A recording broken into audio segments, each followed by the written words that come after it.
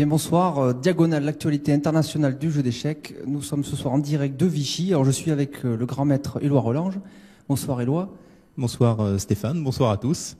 Donc spécial Diagonale pendant 6 jours à Vichy avec donc déplacement de matériel humain et technique important. Oui, alors toute l'équipe de Diagonale est ici à Vichy, accompagnée de deux, donc un réalisateur, un ingé son, beaucoup de matériel, tout ça pour vous faire vivre les moments les plus forts de ce grand tournoi, de cet événement national qui est donc le championnat de France d'échecs 2000, championnat du millénaire. Championnat du millénaire, championnat très important. On va évidemment y revenir toute la semaine.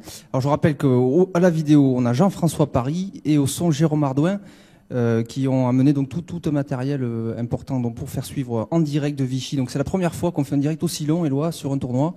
On a fait donc les retransmissions de Grand Prix sur 2 ou 3 jours, mais là c'est 6 jours de déplacement, c'est pas évident. Hein. Oui, là ça va être un peu différent de ce qu'on a déjà fait, puisque normalement on fait des parties en direct. Là, on aura les joueurs qui viendront nous commenter leurs parties, commenter les événements. Évidemment, on verra toutes les évolutions du classement. On verra qui est en tête. Pour l'instant, il y a donc Étienne Bacrot qui est en difficulté puisqu'il n'est pas en tête, il n'est que 3e. Enfin, on va y revenir. De toute façon, il y a un très beau plateau cette année au National, et je pense qu'on va accueillir quelqu'un qui va nous en parler avec beaucoup de talent.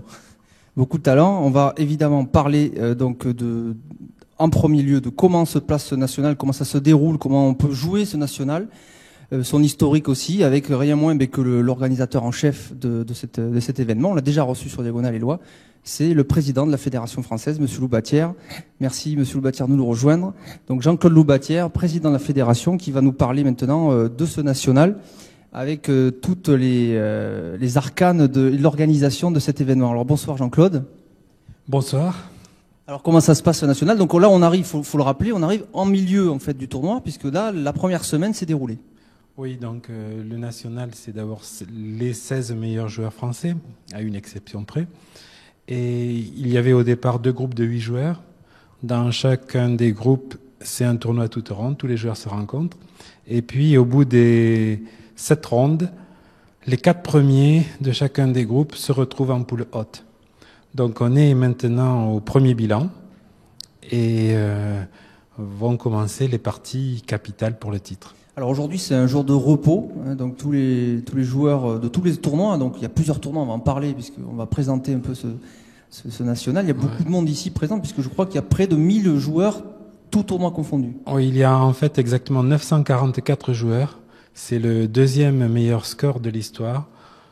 Le premier c'était 1009 et puis le 3e score c'était 891 à Nantes en 93. Donc c'est un excellent score au niveau de la quantité des joueurs, et puis c'est le record absolu au niveau de la force. C'est le plus fort national de tous les temps. L'élo moyen est supérieur à 2500. C'est aussi le plus fort tournoi féminin de tous les temps. L'élo moyen est supérieur à 2200. C'est la plus forte accession de tous les temps. 2 grands maîtres dans l'accession et 17 maîtres internationaux. Donc ça fait rêver d'avoir un tournoi réserve de cette qualité. Et puis bon, l'Open A, l'Open B, l'Open C sont aussi très forts. Donc c'est vraiment le tournoi du millénaire, certainement. Alors on va parler d'abord, on va présenter tous les tournois. On va parler d'abord du tournoi phare, c'est évidemment le national.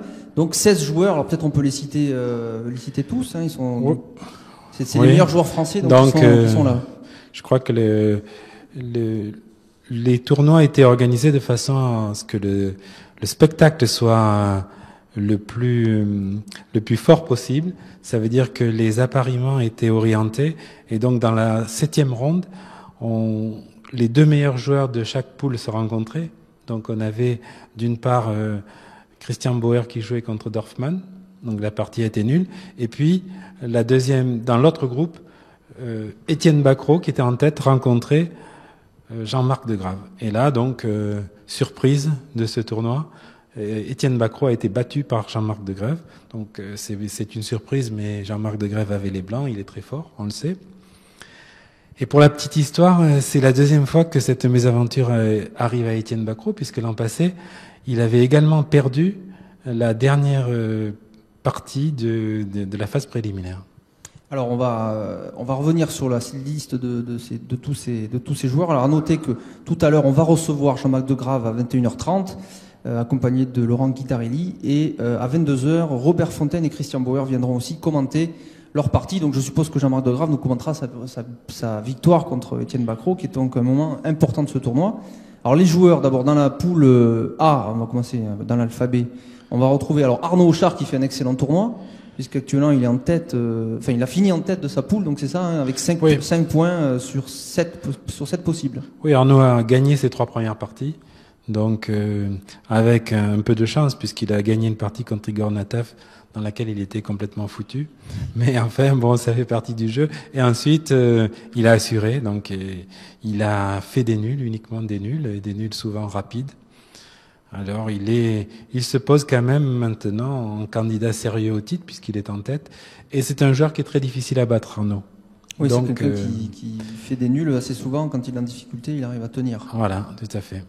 Alors donc Arnaud Auchard, Igor Nataf qui pour la première fois fait le national, je crois. C'est la première fois qu'il joue le tournoi phare. Ouais, oui, tout à fait. Igor ne voulait pas jouer cette année. Bon, j'ai réussi à le convaincre et je crois qu'il en est très très content. On en a parlé cet après-midi. En fait, bon, on sait que c'est un joueur extrêmement talentueux, et puis c'est un joueur lui qui joue ses parties à fond, qui y croit. Je crois qu'il est habité par les échecs, qu'il a une énergie colossale. Donc il devait être dans ce national, il y est. Et puis son début a été un peu difficile, notamment il a perdu la partie contre Arnaud Auchard. Et puis, bon, il a remporté une victoire décisive contre Jean-Marc Degrave qu'il a remis en selle. Et à la dernière ronde, il jouait contre Marciano.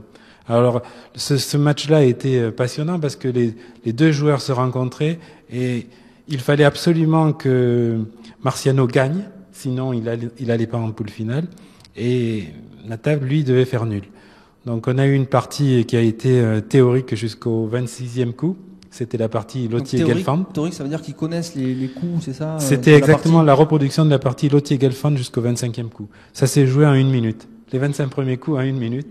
Donc on voyait le temps, puisqu'avec le système Fischer, le temps augmente, on voyait le temps des deux joueurs qui augmentait, c'était assez intéressant. Et puis, très rapidement, en fait, Nataf s'est trouvé très mal, et il luttait pour la nullité.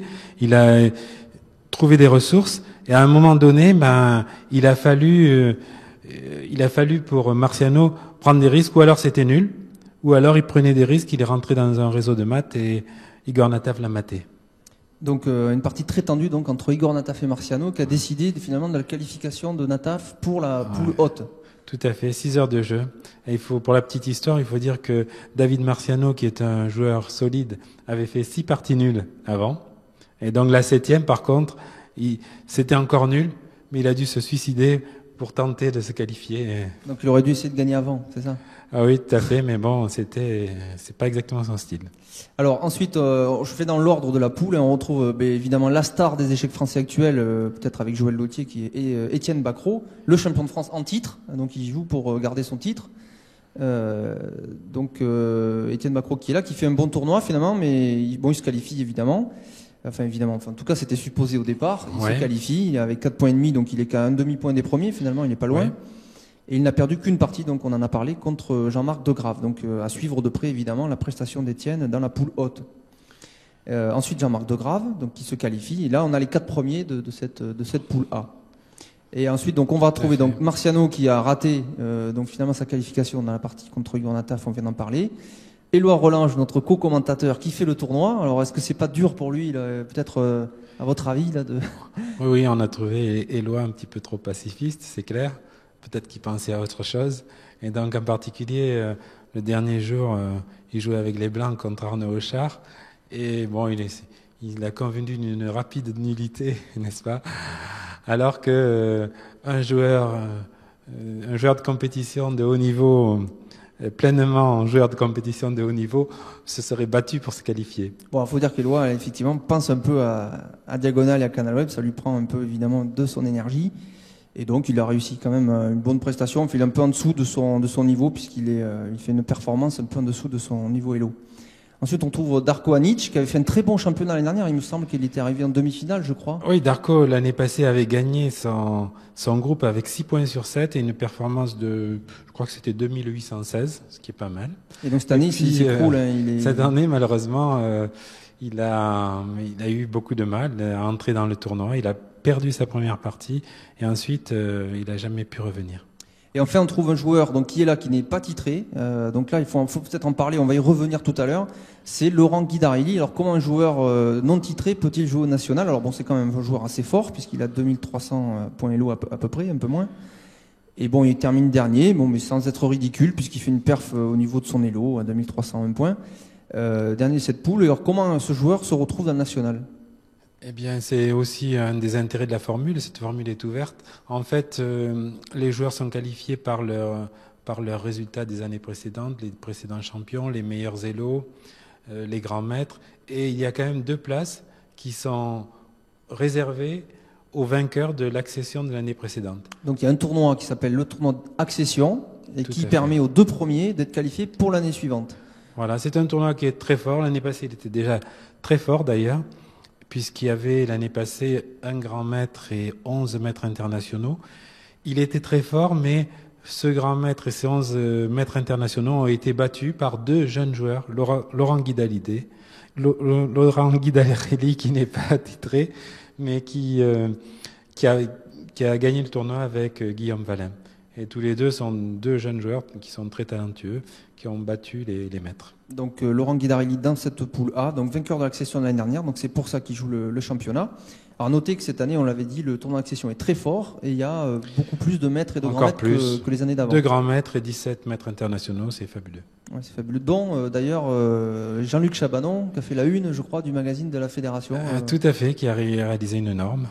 Dont aussi Jean-Luc Serret, 4 fois champion de France, Marc Santoroman, 3 fois champion de France, Nicolas Giffard, 2 fois champion de France, et Louis Ross, champion de France. Donc c'est 4, 3, 7 et 2, 9 et 1, 10. 10 titres de champion de France qui sont dans l'accession. Et des champions de France assez récents. Ce qui prouve le renouvellement très fort des échecs français. Oui, donc parce que les anciens champions doivent se qualifier maintenant. Ouais. C'est de plus en plus dur. Il devrait y avoir des dérogations pour les anciens champions. Pas de sénateur à la fédération. Il faut gagner sa place sur l'échiquier. Alors on passe maintenant au groupe B. On a présenté les joueurs du groupe A avec. Alors c'est aussi un espoir. Alors on va retrouver 2 espoirs importants aux 2 premières places des échecs français actuels, puisque on a le Français Christian Bauer qui était le seul Français qualifié au championnat du monde de Las Vegas. Il avait gagné sa place, le seul Français à avoir gagné sa place. Parce que je crois que Joël Lotier aussi était qualifié, mais grâce à son élo. Par son élo, oui. Donc Christian Bauer qui termine aussi avec, comme Arnaud Auchard, avec 5 points sur 7. Donc il fait un très très bon tournoi avec une performance à plus de 2663 points exactement de performance. C'est un très bon début de tournoi pour lui. Oui, Christian est très fort. De toute façon, il se place un petit peu en favori puisqu'il est un premier ex-aequo avec Arnaud Auchard. Mais il a progressé énormément. Donc il a joué récemment des tournois comme l'Open de New York où il a rencontré beaucoup de grands maîtres au-dessus de 2600 en gagnant ou en faisant nul. Il a joué le championnat d'Europe individuel où il a joué presque à chaque ronde des joueurs au-dessus de 2600. Il n'a pas perdu une partie. Donc il a vraiment progressé énormément. Et ici, dans ce tournoi, il a montré ses qualités. Bon, ses qualités sont des qualités de battant et d'accrocheur. Je veux dire, on n'a jamais gagné contre Christian. Il faut se battre jusqu'au bout. Il a été en particulier très mal dans 2 parties, contre Fraissinet et contre Weisser. Et il a sauvé les 2 fois le demi-point. Alors vous ne quittez pas parce qu'à 22h, Christian Bauer lui-même viendra sur le plateau et commentera une de ses parties ou plusieurs de ses parties. On verra suivant le temps qu'on aura. Donc en direct, en vidéo, Christian Bauer va commenter ses 7 premières parties les plus intéressantes. En deuxième, alors on trouve aussi un espoir important des échecs français, c'est Laurent Fraissinet, qui est maître international. Alors c'est avec Arnaud Auchard, qui est aussi, mais Arnaud va être grand maître bientôt. Oui, et Laurent aussi. Donc Laurent Fraissinet, qui est un jeune joueur, qui est à peu près de l'âge de Étienne Bacrot, je crois, 1 an de plus. 1 an de plus, oui. Et qui a aussi une très bonne pente de progression. Oui, Laurent, en fait, il est un petit peu quand même déçu parce que il a fait un excellent tournoi, mais il a gaffé. Il a gaffé dans sa partie contre Manuel Apicella. Et il a perdu, en fait, il a perdu une pièce en un coup, quoi. Donc c'est un peu incroyable. Et évidemment, ce demi-point ou un point entier, ça lui manque. Il pourrait être en tête ou à un demi-point. Et ça compte beaucoup. Sinon, il avait joué très bien. Donc il a fait nul contre Dorfman dans une partie où là aussi, il a montré beaucoup de ressources parce qu'il était en difficulté. Et il a réussi à sauver le demi-point. Et puis, il a montré beaucoup de choses. Je crois qu'il est très fort. Lui, c'est un des candidats sérieux au titre. Mais il a un point de moins que Christian Bauer aujourd'hui.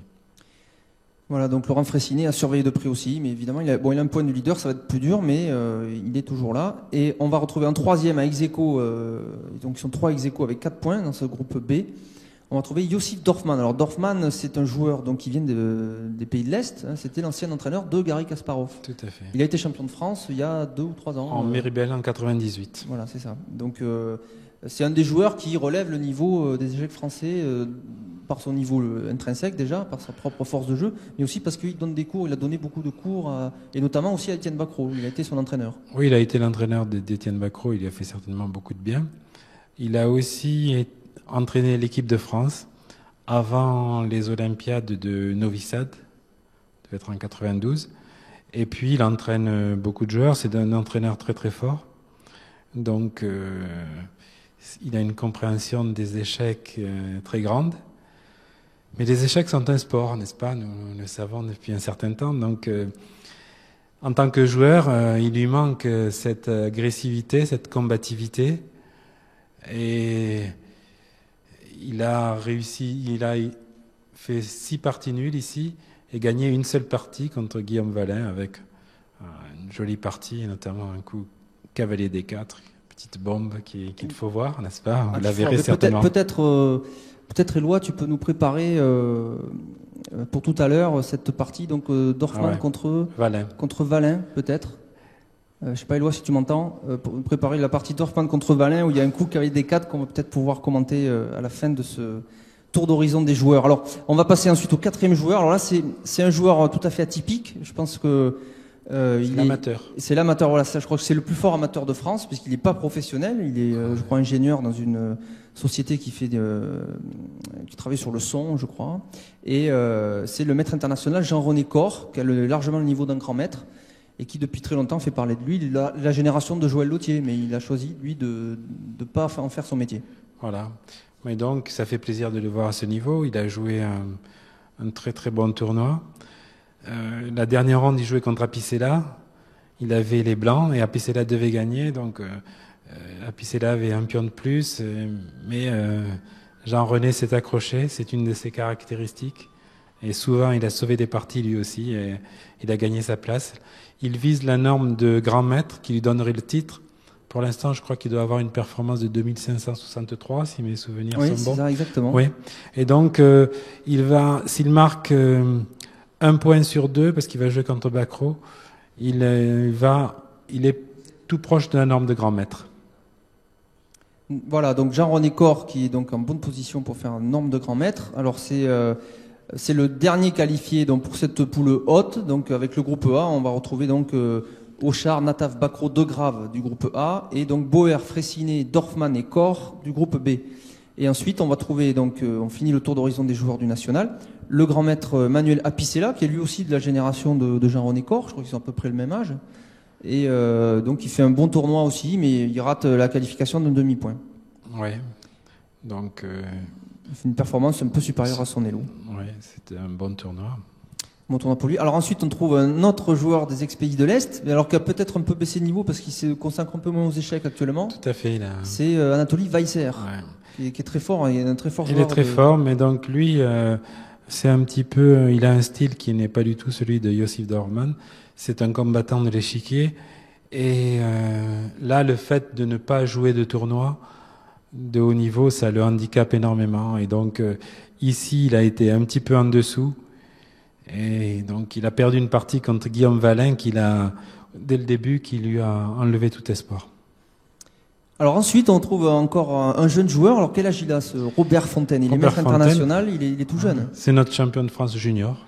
Voilà, donc il est champion de France junior et il joue chez les grands, en fait.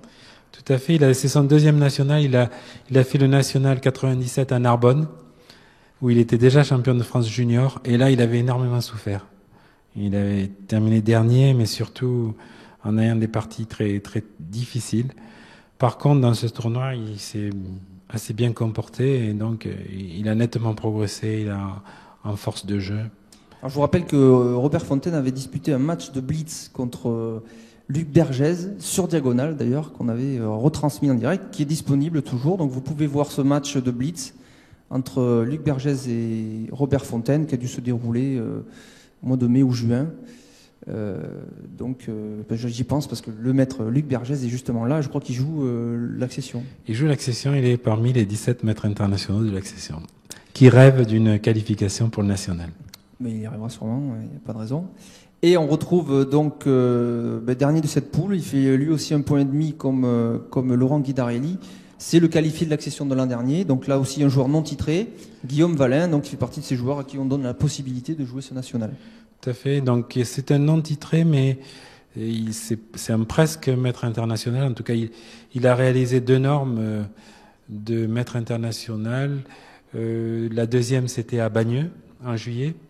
Et puis à Créon, il a fait une performance qui aura peut-être valeur de norme de maître. En fait, il lui manque un joueur étranger, puisque pour faire une norme, il faut qu'il y ait un quota, un minimum de 4 étrangers sur les 10 joueurs.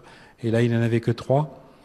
Donc, c'est pas tout à fait une norme, mais ça peut passer donc devant la commission. Donc, il sera peut-être maître international, mais de toute façon, il a le niveau et il va devenir maître international très vite. Il n'y a pas de problème. Alors voilà, donc on a fait le tour de l'ensemble des joueurs du national. On va parler un petit peu donc des autres tournois. Alors on a parlé de l'accession, on a parlé un peu des joueurs de l'accession. Donc ce tournoi qui qualifie pour l'an prochain pour le national. On va parler un peu du national féminin. Alors je crois que le national féminin n'a jamais été aussi fort. Effectivement, il y a plein de joueuses, j'ai vu à plus de 2200 points, ce qui n'est pas habituel chez les féminines, puisque en général les meilleures féminines étaient il y a quelques années encore à 2000 points.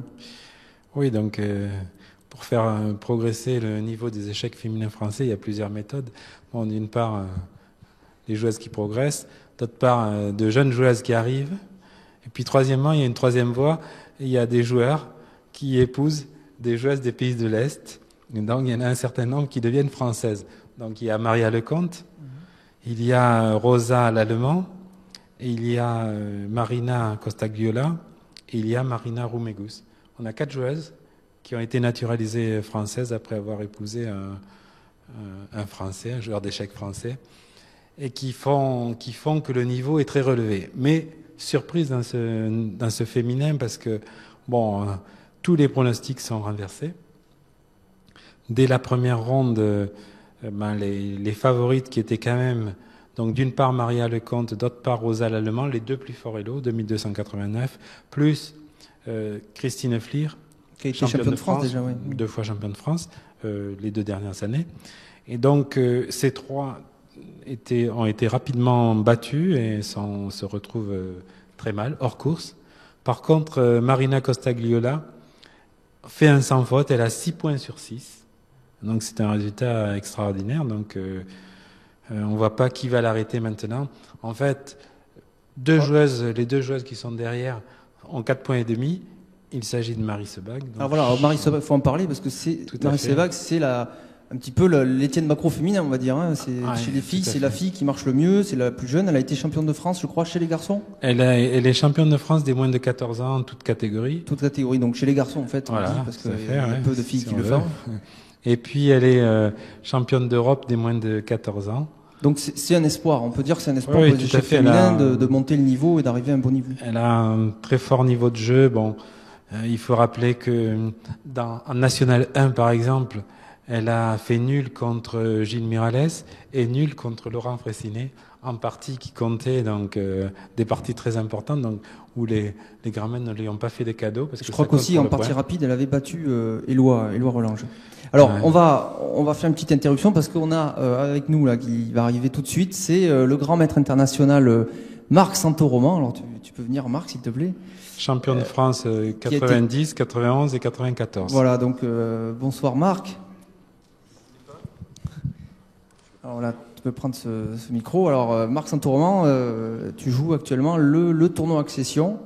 Alors, comment ça se passe? Est-ce que c'est difficile d'essayer de remonter, en fait, parce que tu vas essayer de te qualifier pour le national? Oui, alors c'est la première fois que je joue le tournoi Accession. J'ai toujours eu la chance de pouvoir jouer le national que j'ai désiré, parce que j'avais à l'époque un niveau suffisant, même quand j'étais très jeune. Et je me suis dit, tiens, on va faire un challenge, on va se faire un défi, on va voir si on est capable de gagner ce tournoi. Et c'est pas facile parce qu'il faut faire beaucoup de points. Il faut faire beaucoup de points et on n'a pas beaucoup droit à l'erreur. Et moi, j'ai déjà fauté une fois, j'ai perdu une partie déjà. Et là, je suis dans un groupe, le groupe de 4 points et demi sur 6. Il y a quelques joueurs devant et c'est pas facile. Ouais. Alors, quels sont les joueurs actuellement qui dominent ce tournoi Accession? Le premier, c'est joueur roumain là, qui habite en France depuis quelques années, qui s'appelle Lupu. Et ensuite, il y a 5 joueurs. Alors, ce joueur roumain peut se qualifier pour le national? Je ne pense pas. Non, il n'a pas la nationalité française, donc il a le droit de jouer parce qu'il réside en France depuis 2 ans. Il est sur la liste FIDE France, mais par contre, il ne peut pas se qualifier pour le national. Alors pourquoi il fait ce tournoi-là et pas un autre tournoi plutôt que... Parce que c'est intéressant, c'est un bon tournoi, il y a des prix intéressants. Et donc, d'accord, voilà. Donc c'est pas uniquement un tournoi pour se qualifier pour le national, ça peut aussi être joué par des étrangers qui ont envie de jouer des tournois intéressants. Attention, étrangers qui sont quand même assimilés dans la mesure où ils vivent en France depuis au moins 2 ans, ils sont licenciés à la fédération depuis au moins 2 ans, et en plus, ils sont sur la liste FIDE France, avec le code France. D'accord, donc il y a des restrictions quand même. Oui. D'accord. Donc, une accession difficile. Alors, Jean-Claude Loubatian nous disait tout à l'heure, il y a beaucoup de joueurs titrés dans ce tournoi accession cette année. C'est la première fois qu'il y en a autant. Il y a énormément de grands maîtres et de maîtres et beaucoup d'anciens champions de France. Oui, c'est vrai. Et je pense qu'effectivement, le niveau monte de plus en plus. Et effectivement, peut-être que bientôt, il y aura beaucoup plus de grands maîtres français qui sont obligés de jouer l'accession. Enfin, obligés peut-être pas, mais enfin, puisque déjà, on a presque une vingtaine de grands maîtres en France maintenant. Et comme il n'y a que 16 places nationales, il restera donc des grands maîtres qui resteront sur le carreau et qui devront peut-être jouer l'accession. Donc alors quels sont les joueurs français donc du coup alors qui peuvent prétendre à se qualifier pour le national de l'an prochain? Eh bien, les joueurs en tête français actuellement, il y a Jean-Luc Chabanon qui a déjà fait le national, il y a Jean-Pierre Boudre qui l'a déjà fait aussi, il y a Olivier Touzane qui l'a fait aussi il y a quelques années. Et je crois, je sais pas s'il y a beaucoup d'autres joueurs, parce qu'il y a pas mal de joueurs qui ont lâché déjà des points parmi les favoris du tournoi. D'accord. Alors, on va revenir maintenant. Donc, on a parlé du national féminin avec donc Marie Sebag, notamment la petite française qui fait parler d'elle, et puis que les pronostics sont un peu renversés dans ce championnat. Il y a aussi, il faut citer Anne Muller qui a 4 points et demi et qui est donc deuxième ex-aequo avec Marie. Et c'est aussi donc une surprise. D'accord. Alors, on va parler aussi maintenant des autres tournois, donc pour les citer, parce c'est un rendez-vous donc à la fois très fort pour les tournois importants, comme on vient de le voir, l'accession évidemment qui permet de se qualifier pour le national avec 16 joueurs, et on va retrouver aussi d'autres tournois ouverts aux amateurs, qui fait que c'est un événement échiquéen où il y a près de 1000 joueurs. Donc. C'est une gigantesque kermesse où tout le monde peut venir et prendre son plaisir. Alors, quels sont ces autres tournois et les conditions pour y jouer finalement? L'Open A, c'est un tournoi qui est réservé aux joueurs qui ont entre 1900 et 2002. Donc, on a relevé la barre de l'Open A qui était à 1800 l'an passé. On l'a relevé parce que le niveau augmente. Et qui qualifie des joueurs pour l'accession. Les 10 premiers sont qualifiés pour l'accession. Et combien de joueurs dans cette Open A? Il y a 272 joueurs peut-être, ou peut-être même plus. Donc en fait, le niveau est très fort. 278 exactement, voilà. d'après ma fiche. Alors après, donc ça c'est le joueur plus de 1900 points Elo, donc voilà. C'est fort, hein, parce que je crois que la moyenne des Elo français c'est aux alentours de 1600 points, c'est ça? Oui, mais il faut dire que le championnat est très fort. La moyenne des 944 participants c'est 1875, c'est incroyable. C'est élevé, mais il ne faut pas décourager les gens qui ont un niveau moindre. On peut jouer dans tous les tournois. Voilà, donc il y a encore l'Open B et puis l'Open C. Alors voilà, donc il faut pas avoir peur de venir jouer les championnats de France, parce que si on dit que c'est trop fort, personne ne voudra venir. Alors, non, mais les gens viennent aussi pour le spectacle. Le national, c'est un spectacle. On n'en a pas encore parlé, mais bon, voir les joueurs sur la scène avec les 8 parties qui sont retransmises en direct on fera sur l'écran, sur les écrans, c'est fabuleux. Donc on fera les amateurs et puis les grands maîtres, Marc Saint-Orman y compris, viennent voir et analyser les parties, n'est-ce pas? Ben, on va voir ça tout à l'heure avec la partie dont on a parlé, et puis on en verra d'autres avec Jean-Marc Degrave et Christian Bauer. Évidemment, on fera des images de ce national pour montrer évidemment le spectacle que c'est, parce que c'est évidemment important. Donc l'Open B maintenant. C'est pour les moins de 2000. Moins de L'Open B 2000. moins de 2000, tout le monde peut jouer, moins de 2000. Donc, alors c'est réservé aux moins de 2000, donc si on a plus de 2000, on peut pas s'inscrire pour ce tournoi-là. Il y a 212 joueurs, c'est pas mal, hein. Oui, bien sûr, oui. Et puis, donc là aussi, il y a des joueurs, il y a un joueur qui a 2000. Il aurait pu jouer l'Open A, donc puisqu'il y a une fourchette dans laquelle on a le choix entre l'Open A et l'Open B, mais il a choisi de jouer l'Open B pour le gagner. Pour le gagner, est-ce qu'il est en tête actuellement? Je le vois pas dans les premiers. Je crois pas qu'il soit en tête, non. Donc il s'est trouvé avec les plus petits, mais il s'est fait manger. Oui, ça arrive. Donc l'Open B est réservé aux moins de 2000 élos, et enfin l'Open C. Réservé aux moins de 1700. Alors, là moins de aussi, 1700, on a alors... un certain nombre de joueurs qui ont moins de 1700. Donc là, on peut dire que c'est réservé, on peut dire aux amateurs, ouvert aux de amateurs. tout niveau. Tout à fait. Hein, donc là, parce qu'au moins de 1700, la moyenne des joueurs d'échecs de club, c'est 1600 points à peu près.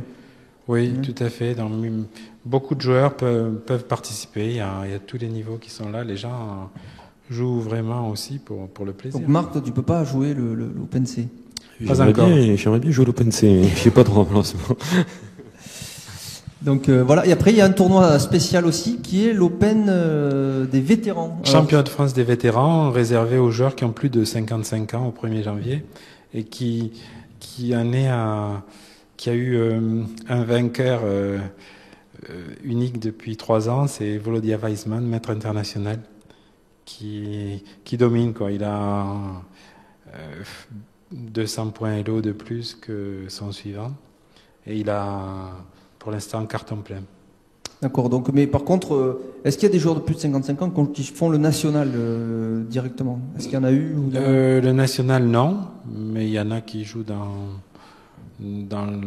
l'Open A, en tout cas, dans l'Open B. D'accord, donc en tout cas, c'est réservé si on veut jouer avec les gens de son âge, on peut jouer aussi cet Open des vétérans. Alors ça, c'est la force des échecs aussi, on peut dire, hein, c'est qu'on peut jouer de 4 ans jusqu'à plus soif, quoi. Voilà, il n'y a pas de limite. Oui, disons que la force de jeu aux échecs diminue un petit peu moins vite que dans les autres sports, quand même. Voilà, donc c'est un avantage. Oui. Alors, on a fait le tour de ces tournois. Alors maintenant, on va essayer de voir, justement, on a parlé tout à l'heure de cette partie entre Yossif Dorfman et Guillaume Valin, c'est ça? Oui, tout à fait. Peut-être on va essayer de voir un petit peu cette partie. Est-ce que tu l'as suivi, toi, Marc Santoroman, cette partie? Yossif Dorfman, Guillaume Valin, non, je n'ai pas suivi. Là. Je jouais le tournoi à Accession. Donc tu vas quand même la regarder un peu avec nous, parce qu'il paraît qu'il y a un super coup que Jean-Claude nous a cité. Alors voilà, c'est cette partie qu'on va peut-être dérouler. Hein, peut-être Éloi Relange, qui est aux manettes, là, nous fait dérouler les coups de cette partie. Donc c'est une défense. Comment ça s'appelle ça? C'est West Indian. Nimzovic. Défense Nimzovic. Et là, Yossif Dorfman joue le coup E2, E4, qui est donc une surprise, puisque c'est pas habituel dans cette position. Normalement, on préfère cavalier F3 ou G3 ou fou G5. Enfin, principalement fou G5 qui est le coup principal. E4, c'est une surprise, c'est très ambitieux, ça veut prendre directement le centre. Donc tout le centre, on voit 3 pions au centre qui sont quand même très très optimistes.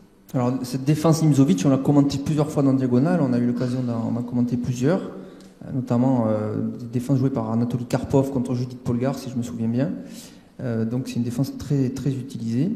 Donc dont le but en général, Marc, je crois, tu me démentiras pas, est de contrôler la case E4 pour les noirs. Ah oui, ben oui, le fou C8 a fait le fianchetto dame et a pour objet de mettre le fou donc en B7 et de contrôler la case 4 ainsi que le cavalier F6. Voilà, donc le but pour les noirs, c'est de contrôler cette case, et le fou en B4 cloue le cavalier C3 qui protège cette case aussi. Donc voilà l'idée de ce coup, et l'idée de cette ouverture. Donc c'est pour ça que le coup de 4 est risqué pour les blancs, puisque les noirs a priori contrôlent bien ce point. Alors fou B7, très logique. Et là, Yossif Dorfman donc défend le pion E4 par le coup fou D3 au 6e coup. Et là, Guillaume Valin joue fou prend C3 sans y être contraint, puisque A3 n'a pas encore été joué. Donc dame prend C3 est interdit puisque le pion E4 serait en prise. Donc Yossif Dorfman reprend du pion B. Et là, Guillaume Valin joue D6. Bon, ici, les blancs ont effectivement pris le centre très fortement. Donc le plan des noirs, je pense que c'est de bloquer la position par C5 ou E5. Alors peut-être que Marc Santoroman peut nous en dire plus, c'est un joueur très positionnel. Hein. Oui, il est très positionnel, mais c'est pas vraiment ma spécialité. Effectivement, étant donné que les noirs ont changé leur fou noir, ils veulent essayer de contrôler les cases noires avec leurs pions en essayant de bloquer la structure blanche, C2, C3 par exemple, C3, C4, les pions C3, C4 en mettant un pion en C5, ou alors en mettant un pion en E5, effectivement. Ouais. Pour rendre donc le fou blanc, des blancs, un peu inutile, quoi. Ouais, ce fou en D3 qui buterait contre ses propres pions, en fait. Exactement. Ouais. Voilà l'idée. Alors, cavalier GE2, cavalier E2, mais même puisque c'est le seul. Dame E7, petit roc, les blancs sortent leurs pièces.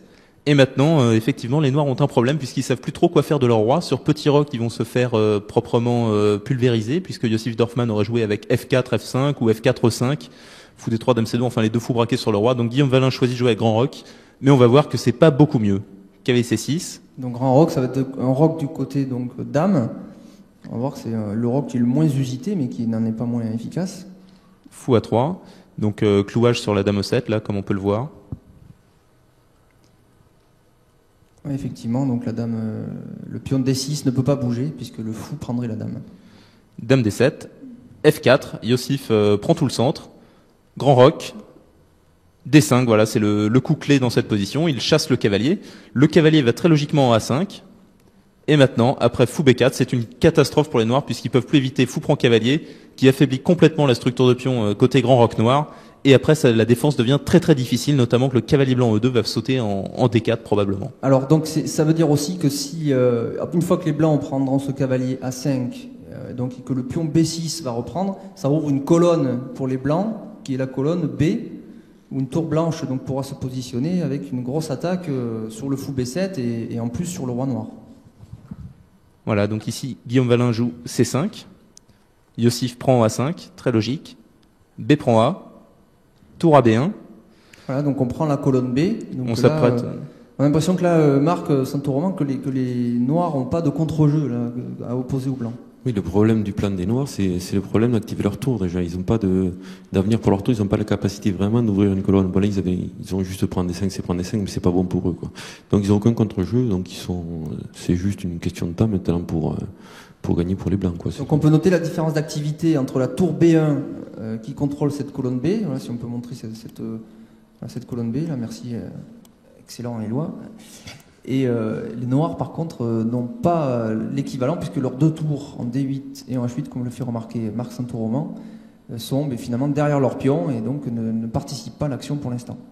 Le fou B7, en plus, maintenant, est vraiment passif. Maintenant. Bon, nous allons peut-être passer sur cette partie, puisque d'autres invités attendent quand même. D'autres invités attendent. On va peut-être arriver au coup que voulait montrer Jean-Claude Loubatière juste après, puisque les blancs vont jouer le coup de cavalier D4. Cavalier D4, voilà, superbe coup, 16e coup, le fameux 16e coup qui dans ce tournoi est critique puisque Arnaud Auchard a battu Darko Anic en 16 coups. Il y a eu plusieurs 16e coups très critiques dans ce tournoi et là, cavalier D4 en est un. Effectivement, sur C prend D4, je pense qu'il suivrait une combinaison. Alors ouais, si les noirs prennent le cavalier D4, qu'est-ce qui se passe donc Jean-Claude? C'est ce qui, il joue C5.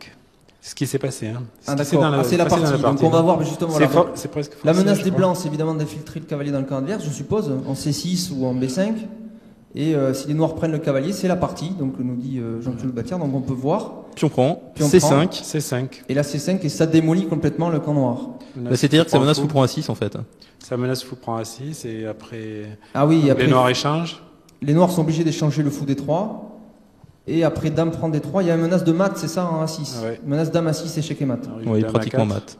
Voilà, donc là, Guillaume Valin essaie de sortir, il joue dame A4, mais Josif Dorfman ne laisse pas le roi s'échapper en D7, il joue C5, C6. Ah oui, ça enferme le roi noir complètement, c'est très beau, très jolie combinaison. Enferme le roi noir, effectivement. Après tour D, E8, pour aller sur la case D8, dame A6, échec, roi D8, et là on enferme le roi une dernière fois avec dame prend A7. Et là, la menace tour B8 mat est totalement imparable. Donc Josif Dorfman, une pièce de moins, mais une position quand même gagnante, puisque il a gagné. Voilà, très très jolie partie de Dorfman. Alors je vous rappelle que vous pouvez télécharger les parties de tout ce national, donc revoir la partie entièrement à votre rythme, avec les commentaires donc là qu'on vient d'avoir de Jean-Claude Loubatière et Marc Santoroman. Vous pouvez voir ces parties en téléchargeant les parties donc sur le site de la fédération. Vous allez rappeler le site de la fédération. C'est www.échec au pluriel.asso.fr. Voilà, et là on a toutes les parties téléchargées en format PGN Et c'est un format qui est lisible par tous les logiciels du marché, comme on peut dire, et aussi des logiciels libres en téléchargement gratuit sur Internet. Tout à fait. Voilà, mais je vous remercie tous les deux de nous avoir accompagnés ces quelques minutes. Merci à toi, Stéphane. Merci. Et on va recevoir 2 nouveaux invités, et non des moindres, puisque c'est 2 joueurs de la poule A du National. Ils me rejoignent maintenant. Jean-Marc Degrave. Bonsoir Jean-Marc, le grand maître international Jean-Marc Degrave. Bonsoir. Et Laurent Guidarelli, dont on a parlé tout à l'heure. Donc c'est un des joueurs qui s'est qualifié pour le National en gagnant l'Accession l'année dernière. Bonsoir. Oui, bonsoir. Alors Jean-Marc, on a parlé de toi tout à l'heure parce que tu as fait une très très bonne performance hier. Tu as battu le champion de France 99. Oui, bon, je devais presque gagner. Bon, si je faisais nul, j'étais en fait peut-être un match de départage avec David Marciano. Donc je devais à tout prix gagner. Bon, j'ai joué un début que je connaissais très bien. J'avais les blancs et bon, ça a bien marché. Ça a bien marché, mais tu es un peu modeste parce que c'est pas tous les jours que Étienne Macron perd une partie au championnat de France. Oui, l'année passée, il a perdu la dernière aussi, la 7e. Oui. Et donc peut-être qu'il perd toutes les 7e rondes, je sais pas quoi. Donc tu t'es arrangé pour jouer la 7e. Voilà. Alors Laurent Guidarelli, c'est intéressant d'avoir un joueur comme ça qui vient de l'Accession l'année dernière. Alors quel effet ça fait de jouer entre guillemets parmi les grands, quoi, on peut dire ça. D'abord c'est vachement impressionnant, quoi, parce que j'ai vraiment pas l'habitude de jouer contre des joueurs de ce niveau. C'est la première fois que je joue un tournoi aussi fort. Et puis faut dire que la première ronde c'était assez impressionnant de jouer devant un public aussi nombreux, quoi. Donc c'est très impressionnant. Ça déstabilise un peu Ouais, on a la main qui tremble un peu, quoi, mais bon, au bout d'un moment, après, ça va, on s'habitue. Et est-ce qu'on a le sentiment de progresser après ces 7 premières rondes par rapport aux joueurs qu'on a rencontrés? Ouais, c'est clair que tous les jours on apprend, et surtout à l'analyse, j'ai l'impression d'avoir appris beaucoup de choses. On va rappeler ce que c'est l'analyse. Alors, c'est-à-dire que les joueurs, parce que là, il faut qu'on explique un peu ce qui se passe. Les joueurs, après leur partie, se retrouvent dans une salle à côté et revoient leur partie, puis s'expliquent les coups qu'ils ont ratés ou qu'ils auraient voulu jouer, voilà, qu'ils n'ont pas joué. On compare un petit peu ce qu'on a vu en réfléchissant pendant la partie, et on essaie de trouver de nouvelles idées ou d'améliorer celles qu'on a eues pendant la partie, de voir si on peut essayer de voir à quel endroit on a fait une faute, si on a perdu ou quelque chose comme ça, et essayer d'améliorer avec son adversaire notre jeu. Alors justement, on va profiter d'avoir deux joueurs du National, encore une fois, pour commenter des parties, parce que ça va être très intéressant. Alors Jean-Marc, je crois, on va essayer de commenter peut-être votre partie entre tous les deux. Donc ça va être intéressant comme ça d'avoir l'avis du vainqueur, qui a été, donc Jean-Marc a gagné la partie. On a fait nul. Hein. Ah bon, pardon, je crois que c'était la partie, je crois que vous l'avez gagnée, excusez-moi. Donc c'est une partie nulle, qui a duré combien de coups 35, 36 ouais, 35, 36, ça finit par un échec perpétuel. Ah, donc l'échec perpétuel, tu peux rappeler ce que c'est, Jean-Marc? Donc en fait, il fait échec à chaque fois à mon roi. Mon roi ne peut pas, il est obligé de bouger sans la même case. Et en fait, on est obligé de répéter plusieurs fois la même position, quoi. Donc on va voir cette partie. Donc entre Jean-Marc Degrave et donc Laurent Guidarelli. Donc pas gagné, mais nul. Hein, pardon, je me suis trompé. Je pensais que c'était une partie gagnée. Laurent, tu as réussi à faire 3 parties nulles sur toutes les parties qui t'ont opposé. C'est difficile d'accrocher des points à ces joueurs. Hein. Ouais, très difficile. À chaque fois, je suis obligé de m'accrocher, vraiment de faire la partie de ma vie. Tous les jours, il faut répéter ça, et c'est vraiment très difficile. Donc là, c'est la partie de ta vie, là. Oui, en plus, je pense qu'elle est assez intéressante à regarder, je pense. Voilà, alors cette partie, on voit tout de suite entre Jean-Marc Degrave et Laurent Guidarelli, qui dure donc 35 coups. Donc on va essayer de commenter les coups et l'ouverture pour les gens qui nous écoutent, c'est intéressant. Alors, si on peut commencer à voir les premiers coups. Oui, alors on peut commencer. Donc Jean-Marc Degrave avec les blancs joue E4, hein, comme d'habitude, je dirais, puisqu'il joue pratiquement exclusivement ce coup. C5, cavalier F3, D6. Alors ça, tout de suite en 2 secondes. Donc ça, c'est une défense sicilienne. Vous ne contredisez pas? Oui, c'est une défense sicilienne, et bon, après D6, normalement on tourne peut-être vers une Najdorf, ce que joue Kasparov d'ailleurs. Ce que joue Kasparov, alors on va voir si c'est ce que joue Kasparov. Alors voyons ça, D4, et là, cavalier F6, un peu atypique, normalement on prend D4 d'abord, on élimine tout de suite. Alors ça c'est atypique, alors c'est intéressant parce qu'on a Laurent avec nous. Oui. Alors pourquoi ce coup d'abord? En fait, habituellement, Jean-Marc joue C3 ou fou C4, d'ailleurs il y a 1 an ou 2, il m'avait joué fou C4. Et là, comme il a joué D4, j'ai pensé qu'il voulait jouer autre chose, qu'il s'était préparé. Et j'ai imaginé qu'il voulait jouer dame prend D4 sur C prend D4 et ensuite jouer une ligne avec C4. Et comme j'aimais pas vraiment ça, je voulais éviter ça. Je joue d'abord cavalier F6 et maintenant s'il joue cavalier C3, le pion C2 pourra plus venir en C4. Et donc j'ai réussi plus ou moins à éviter sa préparation, je pense. Et voilà l'explication en direct, ça c'est beau, on a tout. Donc là, effectivement Jean-Marc joue cavalier C3 pour protéger le pion 4, c'est le coup le plus naturel Jean-Marc. Oui, on peut aussi prendre en C5. Alors pion prend D4 ensuite.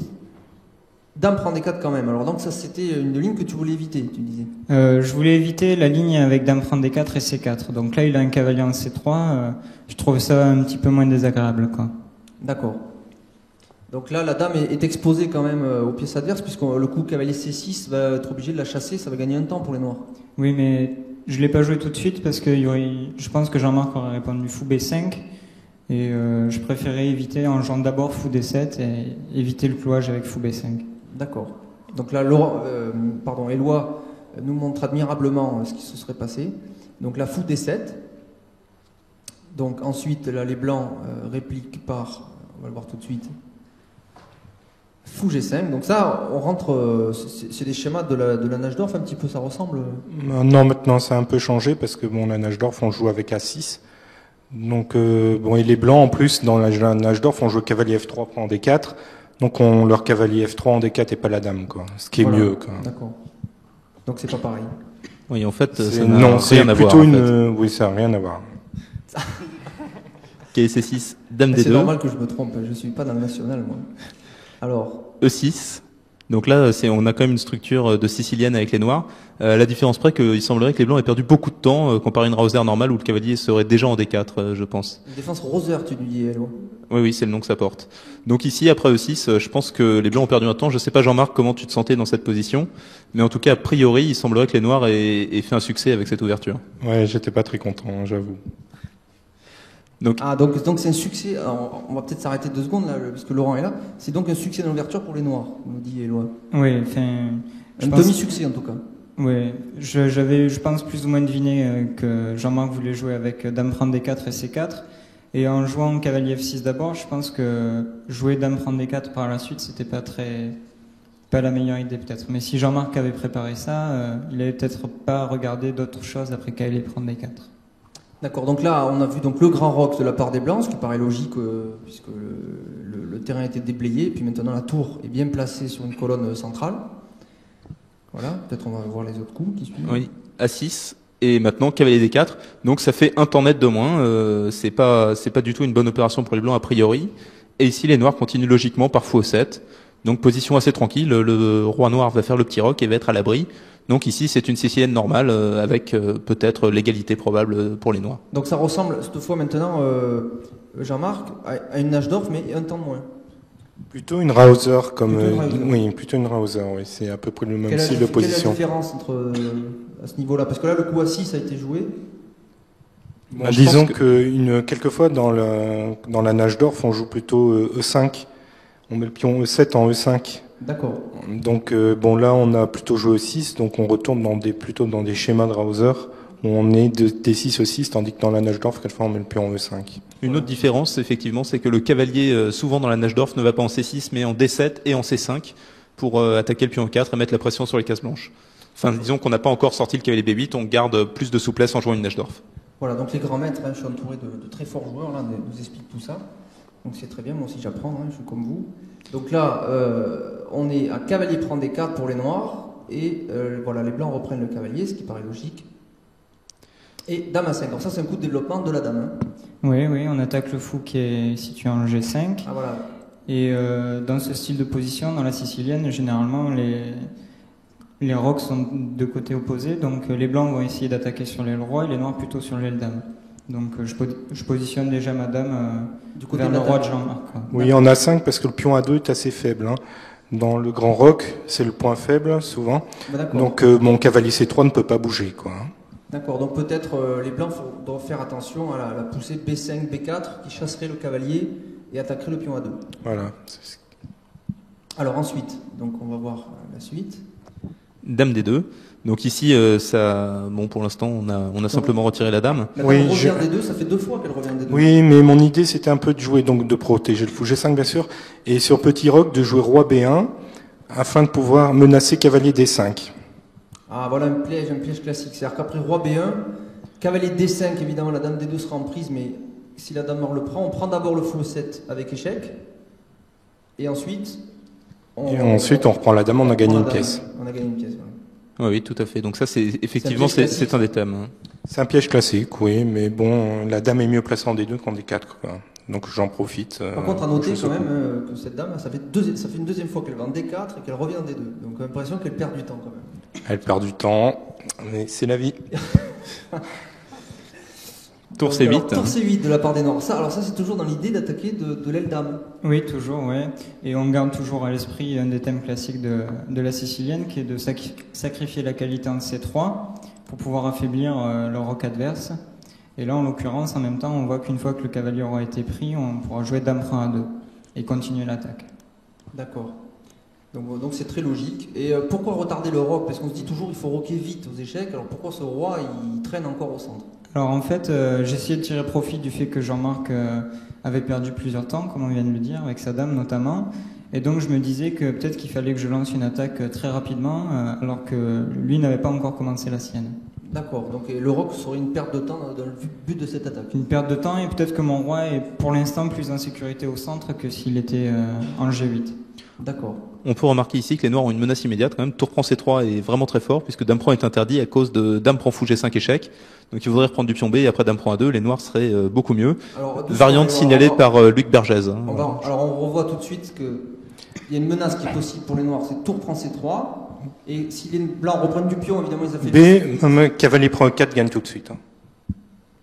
Pardon?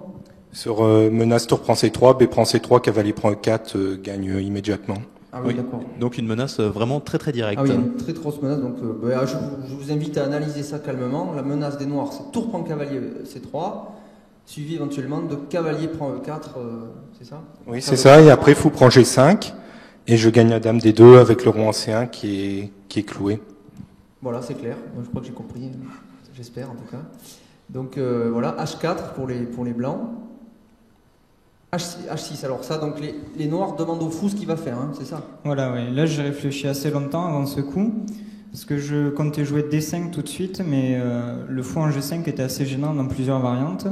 Donc j'ai décidé d'abord de le chasser, et ensuite seulement de jouer D5 pour essayer d'ouvrir le jeu et attaquer directement le roi de Jean-Marc.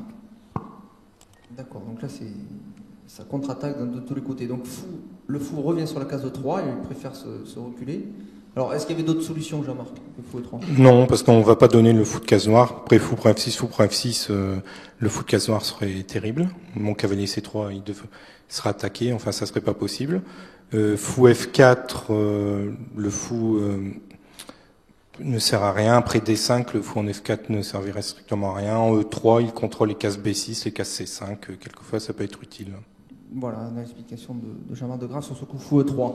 Alors ensuite, donc les noirs suivent par D5. Alors ça, D5, c'est souvent, on le dit, je crois, hein, dans les livres, pas mal, et puis on en a parlé dans la diagonale aussi plusieurs fois, c'est dans la sicilienne un coup libérateur.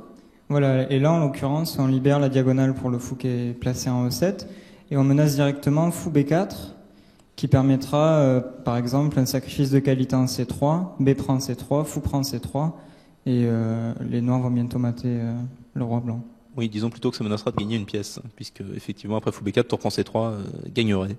Gagnerait tout simplement, donc voilà l'explication. Donc en tout cas D5, donc c'est du coup une grosse menace pour toi, Jean-Marc, à ce niveau-là. Il faut faire attention à fou B4. Oui, il faut faire très attention, mais de toute façon je peux pas l'empêcher, hein, donc il faut essayer de contrecarrer ce plan. Est-ce que à ce moment-là, tu as peur de perdre le contrôle de la partie? Est-ce que ça t'est venu à l'esprit? Ça m'est venu un peu à l'esprit. Bon, j'ai vu que j'avais analysé quand même un peu des 5 parce que c'est le coup libérateur, donc c'est le coup qu'on prend en premier. Bon, j'avais vu que c'était compliqué, mais bon, moi aussi j'aime bien les parties compliquées, quoi. Donc c'était une partie intéressante. Hein. Donc serein quand même dans la difficulté. Serein, mais pas à 100% tranquille, non? D'accord, donc là c'est chaud en fait, hein. C'est le moment de la partie qui est très chaud. Alors, on a bien compris que les deux joueurs sont tendus. Donc le coup E5 qui cherche à bloquer peut-être la position, c'est ça? Je cherche à bloquer, mais bon, j'attaque le cavalier E5 et je vais jouer en fait fou D4 qui protégera mon cavalier C3. Voilà l'idée, d'accord.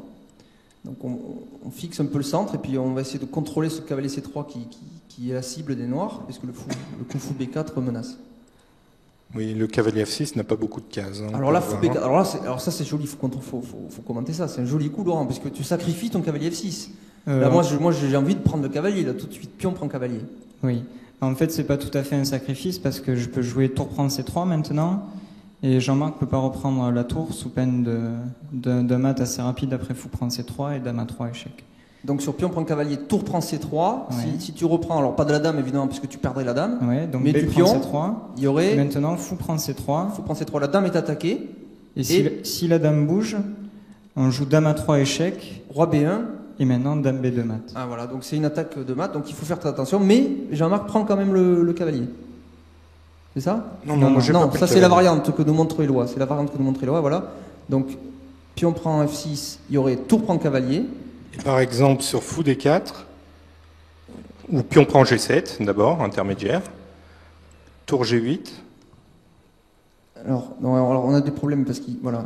pion prend G7, tour G8. Voilà, tour G8. Par exemple, sur un coup comme roi B1, les noirs jouent tour A3. Tour A3. Ah oui, alors ça attaque la dame D2 et la tour va prendre le pion A2, c'est ça? Et je vais me faire mater. Et ah là là, et tu veux te faire mater. Alors il faut éviter cette variante. Il faut éviter de se faire mater, je pense, oui. Alors on va revenir évidemment, on va revenir à cette position très intéressante. Donc ça c'était Éloi Rolange qui nous a montré les coups, donc de possibles. Donc après le 5 fou B4, il faut que voilà. Jean-Marc a joué le coup fou D4 qui consolide le cavalier. Oui, en fait, bon, ça arrive souvent dans cette sicilienne, c'est qu'on sacrifie à deux contre l'échange du fou de case noir, et comme ça, les noirs ont nettement moins d'attaques. Oui, parce que les noirs vont quand même pouvoir prendre le pion A2, fou prendre cavalier, et après dame prend A2. Voilà, dame prend A2, menaçant dame A1 mat. Alors on va voir que ce que joue justement, ce qu'a joué Laurent. Mais il a joué la variante. Fou prend cavalier, dame prend A2, et attention, puisqu'il y a menace, dame A1 mat. Dame A1. Attention. Donc je peux pas prendre le cavalier F6. Donc si on prenait le cavalier F6, ça serait mat. Donc dame D4, ça sert à donner de l'air au roi. Si dame A1 échec, roi D2, et on s'échappe. Voilà. Voilà, donc cavalier G8 maintenant. Donc les noirs replient leur cavalier. Alors est-ce qu'il n'y avait pas une meilleure case pour ce cavalier? Parce qu'en général, on n'aime pas trop remettre ses pièces sur leur Oui, case de c'est départ. vrai. La seule case qui est restée, c'était H5. Mais j'aimais pas trop mettre mon cavalier à la bande. Surtout, je pense que Jean-Marc serait fait un plaisir d'essayer de me l'attraper en jouant par exemple tour H3 et G4 et le cavalier a plus de cases. D'accord, donc cavalier G8, ça c'est tranquille et ça se dit que le cavalier va être recyclé par la Par case de 7. E7 et C6 par exemple. Voilà, et après on peut éventuellement même faire le petit roc. Exactement. D'accord. Donc E5. Alors dame G4, pardon. Dame G4, alors là ça menace le pion G7. Oui. En fait, Jean-Marc essaie de tirer profit du fait que mon aile roi n'est pas très bien développé et il essaie tout de suite d'avoir du contre-jeu. D'accord. Donc là, les noirs jouent cavalier E7 quand même. Donc là, c'est un sacrifice de pion. Oui, je rends le pion que j'ai pris en A2, mais d'un autre côté, je vais activer mes pièces tout de suite et les développer. D'accord. Donc Jean-Marc les prend. Donc en fait, à chaque fois, il y a des menaces, mais on les fait quand même. C'est ça. Oui, si je joue dame G4 et qu'il joue cavalier E7, je prends G7. Sinon, jouer dame G4 ne servait vraiment à rien. D'accord. C'était pas une menace dans le vent, comme on dit alors. Donc dame H7. Alors pourquoi H7 cette dame? Est-ce qu'elle est bien placée? Elle pourrait pas prendre le pion H6 aussi? On va peut-être avancer parce que Oui. la fin de la partie est quand même très très intéressante. Oui, D'accord, également. on va avancer. Voilà, la dame H7 est importante parce qu'elle défend C2, on le verra plus tard. Alors fou A4, maintenant on attaque le pion C2, justement. Alors G4. Voilà, et si j'avais joué dame prend H6, les noirs auraient pu jouer tour prend C3. Mais là, la dame H7 défend C2, donc il n'y a pas mat en C2. Ah oui, d'accord, parce qu'après pion prend C3, la dame et le fou auraient attaqué C2, et la dame, d'accord, la dame H7 protège cette case, c'est donc toute l'idée de Jean-Marc sur ce coup. Voilà, et en plus, le cavalier E7 ne peut pas bouger parce que la tour G8 est attaquée. Et oui, si le cavalier bouge, dame prend tour G8 avec échec, perd une tournette, donc le cavalier est vissé. Donc tour G6, alors l'avantage c'est quoi Laurent? C'est que cette tour Mais est protégée l'idée, par le pion maintenant. Oui, et en même temps, je coupe la diagonale de la dame vers C2, donc Ah oui, on menace à nouveau tour prendre C3, avec Ah, la voilà. même idée que tout à l'heure. ah, voilà, donc double intérêt. On protège la tour par un pion, et non plus par le cavalier, et ensuite on menace tour prend fou avec menace de mat. Donc c'est chaud quand même. Hein. Oui, c'est quand même assez tendu. Donc fou D3, c'est intéressant Jean-Marc, puis ça protège C2. et en Oui, même ça temps, protège attaque les deux, la ça tour. attaque la tour.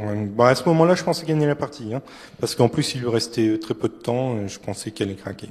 Oui, ici, il semblerait quand même que les blancs soient nettement mieux, puisque le roi blanc va aller en sécurité sur la case D2, et le roi noir est resté au centre, de toute façon, Ah, pour donc l'instant. ça c'est important, donc le temps, tu parlais du temps Jean-Marc, donc il reste Ouais. très peu de temps au blanc, et on est à quel coup Non, là très peu de temps au noir. Au noir, pardon, il reste combien Voilà, de... en fait, il doit rester, je pense, 2-3 minutes, non c'est pas ouais, ça 2-3 minutes et une bonne dizaine de coups. Donc 3 minutes pour atteindre le 40e coup, Le c'est 40e, ça ouais. On est à quel coup là à peu près de la partie? Je sais pas du tout. Peut-être Éloi, tu peux nous dire? Oui, je peux le dire. Non, on est au 23e coup. 33e? 23. 23e. 23e, donc il reste 17 Il en coups. reste Il 17. reste 17 coups, donc on va peut-être avancer. Donc, mais le temps pour les noirs est très court, il reste 3 minutes pour atteindre le 40e coup, donc il faut jouer Et vite. comme c'est très tendu, c'est assez difficile de trouver les bons coups à chaque fois. Donc ça c'est un paramètre important du jeu d'échecs de compétition, c'est cette fameuse pendule. Alors on va voir ensuite, donc tour prend C3 quand même, donc là c'est chaud, hein. En 3 minutes de temps qui reste, Voilà, ouais. c'est un C'était- sacrifice... Pour la première partie, en plus, c'était assez stressant. Et j'ai décidé de sacrifier la qualité parce que je pensais pouvoir arriver à trouver un perpétuel, quoi. Donc enfin, le fameux échec perpétuel qu'on va voir, Oui. qu'on va sûrement voir dans la partie puisqu'on en a parlé tout à l'heure. L'alternative à tour prend C3 était pas très emballante, puisque je pense qu'il s'agissait de tour G6 revient en G8. Donc effectivement, tour prend C3 est quasiment forcé. Enfin, Alors voyons la suite. Alors pion prend C3, puis pion prend tour. Et là D4. Alors là c'est un coup inattendu, c'est un sacrifice de pion encore. En fait, c'est surtout pour libérer la case D5 pour le cavalier. Maintenant que le cavalier est libéré de la défense de la tour qui était en G8, il peut participer pleinement à l'attaque. D'accord. Et de D5, il contrôlera notamment la case C3 et la case E3. Par exemple, on jouera dame A1 échec, roi D2 et dame C3 échec. Là- Donc c'est un coup libérateur pour cette pièce pour qu'elle participe à l'attaque. Voilà, exact. D'accord. D'ailleurs, on y arrive. Alors pion prend D4, cavalier D5, et en plus ça contrôle bien les cases noires. Ce qui est bien, a priori c'est complémentaire du fou. Voilà, ouais. Et comme la dame va plutôt faire des échecs sur les cases noires, c'est quand même assez utile. D'accord. Donc là, dame H8, échec au roi. Donc là, roi D7. Alors pourquoi D7 et pas E7 ou... J'avais peur de dame B8, je crois.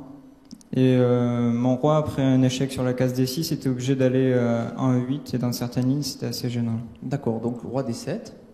Donc là, les blancs continuent aussi leur harcèlement, puisqu'ils jouent après roi D7. Donc là, c'est les possibilités qu'on voit en cas de roi E7. Donc après roi D7, dame F8, là les blancs menacent le pion F7. Oui, je menace dame prend F7 et dame prend tour. Hein. Oui, donc dame à un échec, contre-attaque des noirs. Roi D2 est forcé. Et la dame C3, donc là, ça y est, les noirs essaient de pourchasser les blancs. Voilà, ouais. Roi Donc, E2, roi E2. sur roi C1, il y avait peut-être une répétition de coups, entre autres. Et là, fou prend C2. Voilà, en fait, je laisse Jean-Marc effectuer sa menace, dame prend F7 et dame prend G6, parce qu'une fois que la dame sera en G6, il y aura cavalier F4 échec qui fait fourchette. Ah, voilà, donc ça s'appelle une défense indirecte, hein, c'est ça? Exact, ouais. Donc il y a une fourchette qui menace et qui prendrait la dame en cas de prise. Donc là, Jean-Marc, à ce moment-là, tu es toujours confiant, parce que tu as le sentiment de pouvoir tenir la partie? Non, maintenant, j'avais analysé et je pensais que c'était nul, quoi. J'avais vu qu'il y avait échec perpétuel à la fin. Et tu l'avais pas vu avant? Si, je l'avais vu avant, mais je pouvais rien faire. D'accord. Et toi, Laurent, tu l'avais vu avant, toute cette combinaison, tu l'avais vue ou elle est apparue finalement après? J'avais pensé avant de jouer tour prendre C3, mais comme on l'a dit tout à l'heure, j'avais très peu de temps, donc je l'ai joué très vite en priant pour que Jean-Marc trouve rien de gagnant, quoi. Ah d'accord, donc en fait, tu n'étais pas sûr que de cette combinaison, mais il se trouve qu'elle existait. J'avais rien vu de bon pour Jean-Marc, mais quand on n'a pas beaucoup de temps, on peut jamais être sûr à 100%. D'accord. Donc ça, c'est bien, parce que ça montre aussi qu'on ne voit pas forcément tout dans une partie, mais qu'on joue sa chance à fond. Ouais. Je pense que c'était forcé là en plus. D'accord, donc on va voir les coups suivants. Donc fou prend tour. Et à dame 3 échec, donc là, roi F1. Et là, cavalier F4, alors ce Ouais. cavalier est très fort, c'est ça, hein, ça menace Voilà, le beaucoup de cavalier choses. continue à participer à l'attaque avec la dame. Souvent, c'est la dame et le cavalier, c'est un couple assez infernal quand on a l'attaque. Et là, on menace dame 2 échec, roi G1 et dame G2 mat. Voilà la menace. Parce que fou prend D1 juste avant, perdez, en fait. Parce qu'on pouvait être tenté de prendre la tour aussi. Ah oui, fou prendre tour, ça permettait de récupérer une tour. Voilà. Mais il y avait dame prend E6 échec, Oui. roi C7, dame D6 échec, roi C8 et fou F5 mat. Ah oui, d'accord. Donc une combinaison de maths, carrément. Donc là, ça empêchait, cavalier F4 empêche cette combinaison, puisque ça contrôle la case E6, tout simplement. Voilà, ça défend le pion E6. Donc ça, il est super, ce cavalier, parce qu'il est à la fois attaquant et défenseur. Voilà, il a les deux fonctions. Et maintenant, mon pion F3 n'est plus défendu. Alors, dame prend F4. Donc là, c'est un sacrifice de... C'est un sacrifice pour... Enfin, c'est pas un sacrifice, sinon je suis mat. Donc en fait... Donc c'est un sacrifice Donc forcé. c'est un sacrifice forcé, oui. C'est D'accord. pour faire nul, parce que bon, En ça va fait, faire Jean-Marc a perdu la dame, quoi. D'accord, mais Pour en fait, résumer. c'est toujours surprenant comme ça de donner la dame, on a toujours peur. Oui, j'ai quand même 2 tours et une pièce pour la dame. D'accord. Donc c'est après dame prend dame, effectivement, il reste le fou C2 qui est toujours en prise par le fou G6. Et donc, effectivement, matériellement, même les blancs ont l'avantage, on peut dire. Oui, ils sont gagnants, enfin matériellement, ils sont gagnants. Bon, maintenant, la position du roi est assez précaire. Voilà, donc c'est là où Laurent saute sur l'échec perpétuel, c'est ça? Voilà, exact. Oui. Donc dame F3, roi G1, dame G3, échec, roi F1, dame F3, encore échec, et puis c'est une répétition de position. Voilà, ouais. Donc là, ça s'appelle l'échec perpétuel, puisqu'il n'y a pas moyen d'échapper aux échecs, on va forcément répéter la position tôt ou tard. Donc c'est une très jolie partie, donc grosse sueur froide, pardon, des deux côtés, j'ai l'impression. Oui, oui. Enfin, moi, j'étais en Zainot en plus, donc c'était encore plus stressant. Pour la première ronde d'un national, c'est assez difficile à vivre. Et pour toi, Jean-Marc, c'était peut-être pas évident avec les blancs de faire nul contre Laurent, qui a priori ne fait pas partie des favoris. Tu espérais Oui, gagner c'est cette vrai. partie? Oui, j'espérais gagner cette partie, c'est sûr. Enfin bon, c'était bon. Après, on se rattrape sur les 6 autres, c'est pas trop grave. Hein. Bon, mais je vous remercie tous les deux pour cette brillante analyse. J'espère que vous allez continuer, vous continuez vos exploits, puisque donc Laurent, Ouais, tu vas jouer en merci. poule basse, comme on dit entre guillemets, Ouais. donc pour la suite de la compétition. Et puis par contre, Jean-Marc, toi, tu joues pour le titre, puisque tu vas jouer chez les grands. Chez les grands, oui. Bon, on va essayer de gagner le plus de parties possible. Hein. Voilà, donc avec 4 points, tu es à 1 point des premiers, tout est possible. Tout est possible. Alors justement, merci à vous deux d'avoir participé. On va retrouver maintenant, on parlait des premiers, mais un des premiers de ce championnat pour l'instant, puisque c'est le grand maître Christian Bauer qui nous rejoint tout de suite, accompagné avec lui par Robert Fontaine. Robert Fontaine, qui est un des plus jeunes joueurs de ce national. On en a parlé tout à l'heure avec Jean-Claude Loubatière. Alors bonsoir à tous les deux. Donc Christian Bauer, bonsoir. Et donc Robert Fontaine, bonsoir Robert. Alors comment ça s'est passé tous les deux là pour ce national? Alors peut-être d'abord Robert, on va se réserver Christian pour la suite. Donc Robert Fontaine, donc c'est la deuxième fois que tu fais le national, je crois, c'est ça? Oui, la première fois c'était à Narbonne en 97. Donc c'est difficile pour toi. Alors faut rappeler que tu es champion de France, mais junior. Donc ça veut dire que tu es a priori un des plus jeunes de ce tournoi, avec Étienne Bacrot et Laurent Fressinet. Ouais. Donc c'est pas facile déjà de jouer contre des joueurs qui ont plus d'expérience. Et puis t'as un Elo qui fait partie de la deuxième moitié des classements. Oui, je suis dans les plus faibles théoriquement, donc c'est pas facile, oui. Mais c'est une expérience quand même assez intéressante de jouer au championnat de France. À noter que tu n'es pas qualifié pour la poule haute, mais tu fais pas un résultat mauvais puisque tu fais un résultat en conformité avec ton classement. Tu perds pas de points Elo. Oui. Enfin, au vu des parties, j'aurais pu espérer quand même un peu mieux, quoi. Donc des regrets. Oui, un peu de regrets. J'ai fait des parties nulles, voire perdantes contre Christian, où j'aurais pu avoir un demi-point, voire un point de plus. Bon, mais c'est le jeu, quoi. Donc on aura sûrement l'occasion de voir ça tout à l'heure. Alors Christian Bauer, alors on a présenté Christian Bauer tout à l'heure avec Jean-Claude Loubatière. Alors tu es un des joueurs français qui actuellement marche le mieux. Tu as été au championnat du monde, pardon, de Las Vegas. C'est un des deux Français qui était là-bas avec Joël Lautier. Tu as fait d'excellents résultats aussi au championnat d'Europe par équipe, c'est ça? Il y a l'Open de New York. Le championnat d'Europe, c'était individuel, c'était en Italie, oui, individuel. début juillet. Ouais. Et oui, donc j'ai fait une perf à 2640 en ne perdant aucune partie. Et l'Open de New York aussi, c'est ça? C'est un bon tournoi aussi pour toi? Oui, j'avais fait 6,5 points sur 9 et c'est pareil, j'avais fait une perf au-dessus de 2600. Au-dessus de 1600. Alors, faut rappeler ton classement, actuellement, c'est 2562 points, ce qui est pas mal du tout. C'est proche des 2006. Il faut savoir qu'aujourd'hui, aux échecs, si on a plus de 2600 ou 2006, on est dans les 100 meilleurs joueurs du monde.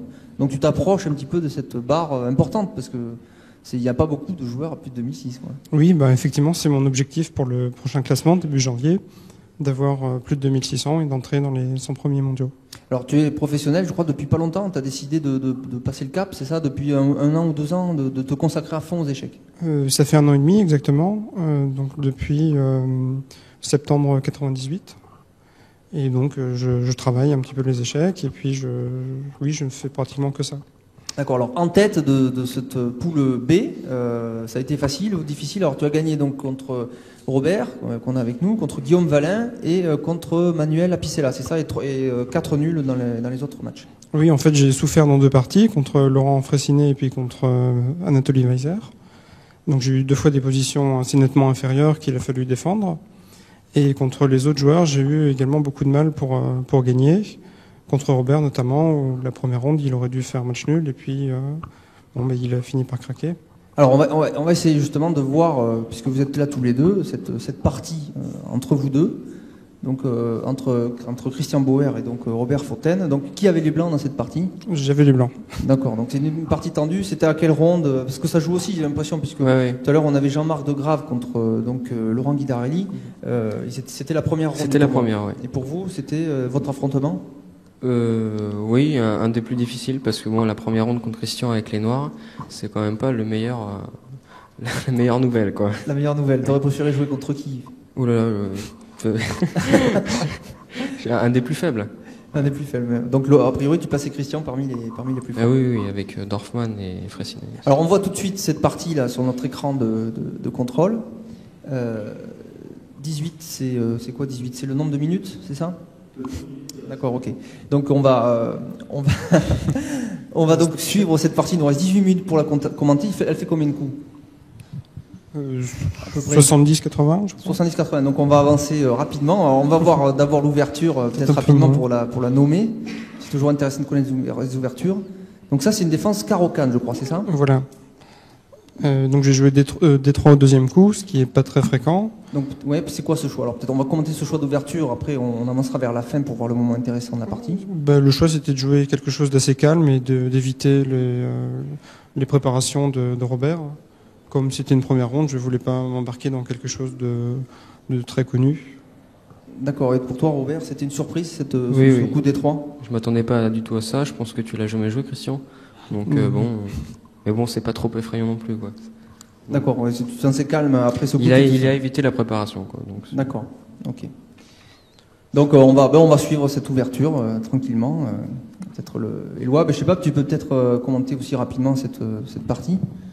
Oui, Dame 2, Dame 4, Dame 4. Voilà, le fou F1 est bloqué ici.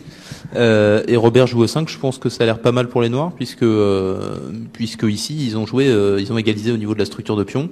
Et maintenant, on s'aventure vers une partie qui a l'air, je dis bien, assez ennuyeuse, puisque c'est symétrique et il se passe apparemment pas grand-chose. Mais enfin, ça doit être plein de subtilités.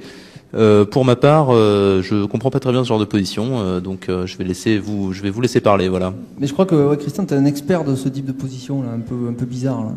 Non? Oui, enfin là, elle est pas si bizarre que ça, et puis effectivement, elle est très aplanie et a priori pas très intéressante. Et tu as l'habitude de la jouer, cette position? Celle-là exactement non, mais je suis pas spécialement gêné par les structures un petit peu symétriques. Alors quel est le moment de la partie, peut-être pendant qu'Éloi fait dérouler les coups, quel est le moment de la partie qui est le plus intéressant, peut-être vers la fin, ou je sais pas, le moment clé de cette partie? Moi je pense que ça se situe vers le 40e, puisqu'il y avait quand même un léger Zaynot. Et bon, ça s'est joué à peu près par là, quoi. Ça s'est joué vers le 40e coup. Alors peut-être on va arriver à cette position. Alors vous arrêtez Éloi. H5 là H5 c'était une erreur là. H5 c'était tendu. Oui, ça sert à rien. Le meilleur coup, je pense qu'il faut revenir avec le cavalier en F6. D'accord. Oui, on peut voir que Robert pouvait prendre le cavalier en H4 et me faire des pions en doublé. Oui. Mais dans ce cas-là, il aurait eu quelques faiblesses sur son propre roc. À savoir que le pion en G6 et les cases noires sont faibles. Oui. Et donc c'était pas très gênant. Enfin, je craignais pas vraiment fou prend H4. D'accord. Peut-être tu voulais se servir de ce pion après pour attaquer toi-même le roc ennemi. Peut-être oui. H4, H5 ensuite pour attaquer le roc. Voilà, et éventuellement aussi la colonne G par roi H1 et tour G1. D'accord. Donc pas peur de cet échange. Non. Donc H5 qui a priori n'est pas utile. Alors peut-être Éloi tu peux continuer. Alors, on va essayer d'aller vite parce qu'il il nous reste peu de minutes pour essayer de commenter les moments intéressants de cette partie. On va essayer d'arriver vers le 40e coup, peut-être premier passage vers ce 40e coup, puis on fera un deuxième passage autour du 70e, alors c'est ça? Oui, et voir un peu avant quand même. Voilà, donc on suit ce... Donc c'est une partie, on va commenter de façon générale, on va pas rentrer dans le détail peut-être là, mais où on a l'impression qu'il y a beaucoup de louvoiement, hein, c'est-à-dire qu'il y a le remplacement des pièces, on a vu le cavalier qui est parti en F8, qui est revenu en E6, donc on cherche la meilleure place pour les pièces, c'est ça? D'ailleurs, je pensais que c'était Yal et j'ai proposé après tour D1 à Christian, j'ai proposé nul à Christian, quoi. Mais il voulait pas la première ronde, il voulait se battre, c'est ça? Oui. Voilà. Même si j'étais pas particulièrement satisfait de la tournure des événements. Alors ici, Hello, à la place de fou C7, à mon avis, je dois échanger les fous par cavalier D7. D'accord, cavalier D7. D7. À mon avis, ça tend vraiment vers la nulle maintenant. D'accord, pour essayer d'échanger le fou H4 avec le fou voilà. D8. D'accord. Oui, effectivement, c'est difficile d'imaginer que les blancs puissent faire des menaces puisque le pion D3 est arriéré. Et si on échange les fous, on va jouer après probablement C5. Et on n'a plus grand chose à défendre côté noir. En tout cas, ça a l'air assez tranquille pour les noirs. Ouais. Tout le monde est d'accord? Oui. Alors allons-y, on continue. Donc fou C7. Voilà, B4. Et A6, je pense que c'est vraiment une erreur. Parce que j'ai affaibli toute l'aile dame avec ce coup. Et Christian va trouver, il va me fixer en fait sur case noire. Ce qui va être très désagréable par la suite. D'accord. Voilà. Donc là, alors par contre A5 c'est intéressant parce que c'est un pion passé pour les noirs, c'est ça? Oui, mais c'est peut-être une erreur. Je sais pas ce que tu en penses, Christian. Je pense qu'il fallait plutôt prendre en B5. Parce que tu bloques le cavalier. Oui, en fait, le pion A5 fait un peu peur comme ça parce qu'il est passé protégé, mais comme il va être bloqué très rapidement, il ne constitue pas vraiment une menace. Et donc, simplifier la position par pion prend B5, cavalier prend B5, il est peut-être meilleur. D'accord. Et on aurait aussi un pion passé en plus, toujours en B6. Oui. Fou pour F6, donc là c'est un choix important puisqu'on décide de donner un fou contre un cavalier. Ça change radicalement le combat qui était en train de se dérouler puisque là le matériel n'est plus équilibré et je pense que les blancs jouent clairement contre le mauvais fou en C7 qui est bloqué par ses propres pions. Donc en fait on a deux cavaliers contre cavalier et mauvais fou. Donc petit avantage blanc. C'est ça, c'est-à-dire que les pions blancs sont placés sur case blanche, c'est ça? C'est surtout plutôt dans l'autre sens, les pions noirs sont sur case noire, ce qui limite le fou de case noire. D'accord. Donc cavalier échec, alors le roi va en G7, mais on va quand même prendre le fou ou pas alors? Sur cavalier C7, je reprends et j'attaque le pion B5. D'accord, donc c'est pas envisageable. Bon, c'était possible, mais chaud et voire mieux quand même pour les noirs. D'accord. Donc là les noirs continuent. Le problème c'est que le coup F6, ça met toujours un pion sur case noire. Ouais. Là on voit que le fou D8 par exemple est complètement dominé par le cavalier D5 qui contrôle les cases. Maintenant on voit que A5 c'était vraiment pas utile du tout, quoi. Là par contre Robert avait un choix, c'était jouer cavalier C7. Oui. D'accord. Pour échanger le cavalier D5 qui est très fort, et après essayer de mettre en valeur le pion A passé. D'accord, pour faire diversion en tout cas. Et sur KSC7, le roi C4. D'accord, donc là c'est une partie, là, tout à l'heure on a vu une partie plus violente avec une attaque contre le roi. Là c'est le type de partie qu'il faut aussi commenter parce qu'il y a beaucoup de parties aussi de ce style-là, qui est rentré dans une finale assez vite finalement, une position plus ou moins symétrique. Donc c'est vraiment la vision à long terme et les plans à long terme de placement de pièces qui sont importants. Oui, c'est une partie à tournure plus stratégique que celle que Jean-Marc et Laurent ont joué. D'accord, donc alors peut-être Éloi, tu peux continuer, on peut avancer. La suite, on est à quel coup là? Est-ce qu'on peut savoir à peu près? Oui, on peut le savoir. On est au 37e coup, et donc ici, ça commence à devenir dur pour les noirs. Donc on approche du 40e coup fatidique, comme on l'a dit. Donc là, il reste peu de temps aux deux joueurs, c'est ça? Toujours pareil, il y a le Zeitnote, il reste peu de temps pour arriver à cette limite. Il y a la pression qui arrive, il y a ma position qui se dégrade petit à petit, et le 40e en plus, donc ça commence vraiment à faire beaucoup là.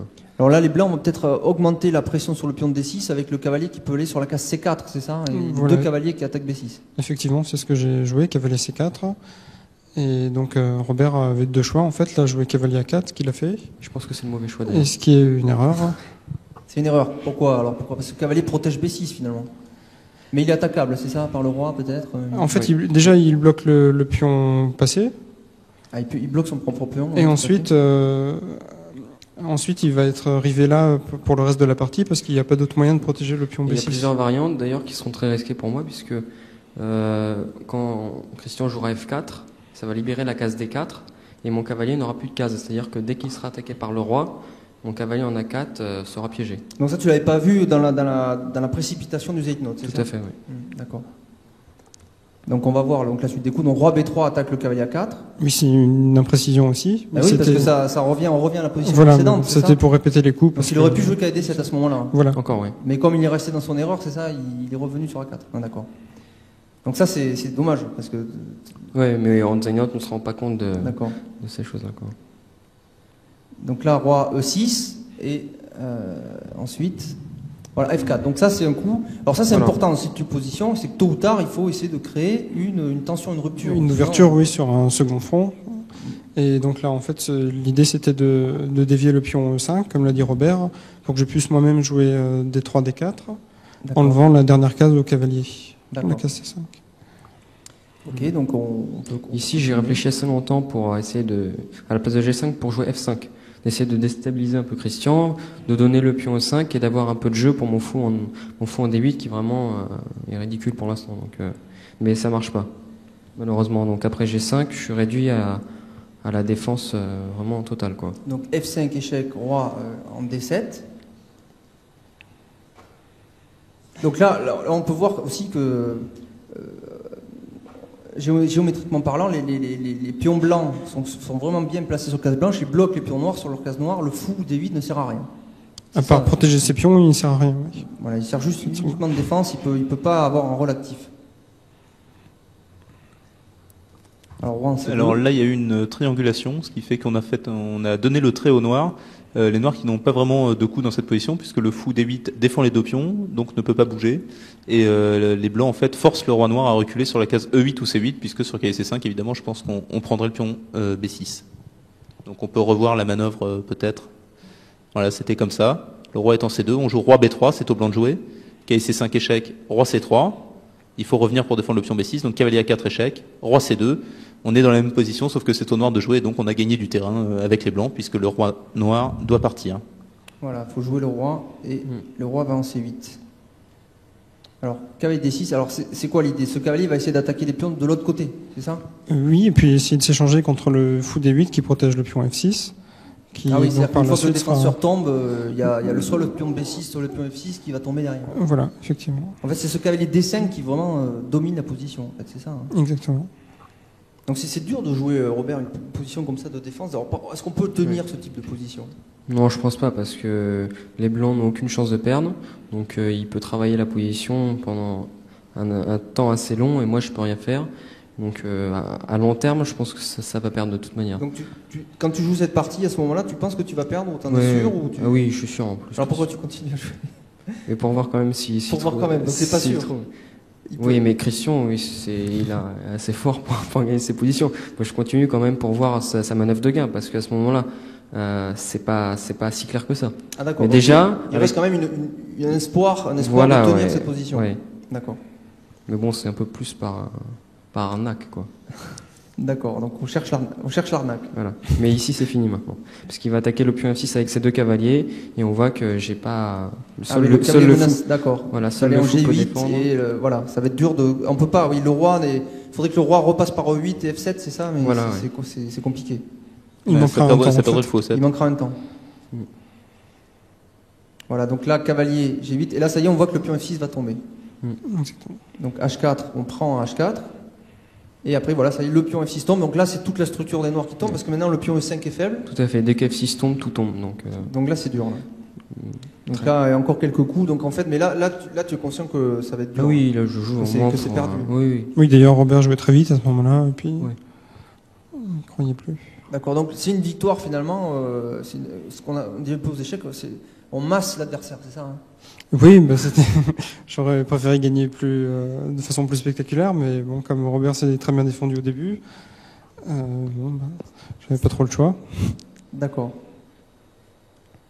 Donc là, c'est fini. Est-ce qu'on arrive à la position finale, Éloi, peut-être? Oui, là, c'est fini. C'est fini, donc? C'est la position finale, ça? Oui. Donc là, alors, comment on peut résumer cette partie? Alors ça, c'est intéressant, parce qu'on a eu deux oppositions de style dans les deux parties. Alors évidemment, on n'a pas le temps de commenter une partie aussi longue, mais Ça arrive souvent, ces parties. Il faut gagner souvent à ce niveau-là de jeu, à l'arraché. C'est pas évident de gagner des points si on va pas jusqu'au bout. Donc comment ça s'est passé comment se passe ce type de partie dans l'espoir de gain du joueur? Ben là, j'ai surtout bénéficié du manque de temps de Robert, je pense. Parce que s'il avait eu plus de temps, il aurait trouvé cavalier D7 au lieu de cavalier A4.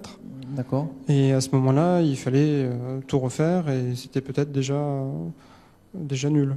D'accord. Donc là, la pression du temps a décidé sûrement de la partie. Donc c'est important de gérer bien son temps aux échecs. Oui, ça c'est sûr. D'accord. Robert aussi, tu penses que c'était le moment clé? Finalement, ce qui a décidé la partie, c'est plus que la position, c'est le manque de temps. Oui, tout à fait. Mais j'ai joué vraiment très lentement dans le début parce que ce qu'a joué Christian, c'était complètement atypique et je connaissais pas du tout, donc j'ai dû prendre beaucoup de temps pour trouver un plan, un bon placement pour mes pièces et bon, je l'ai payé par la suite, quoi. D'accord. Donc ça a été. Alors ensuite, bon, on a vu cette partie. Peut-être vous pouvez nous raconter votre tournoi, comment ça s'est déroulé pour les participants. Alors peut-être Christian, alors ça s'est bien passé, hein, semble-t-il, puisque tu es en tête actuellement, donc tu vas rejoindre la poule haute et avec 5 points à égalité, donc avec Arnaud Auchard qui a fait aussi un excellent début de tournoi. Comment ça s'est passé ce début? Alors c'est bien parti donc avec cette victoire. Oui, donc le tournoi s'est plutôt bien passé jusque-là pour moi. Mais comme je l'avais dit au début, les parties que j'ai gagnées, j'ai dû travailler dur.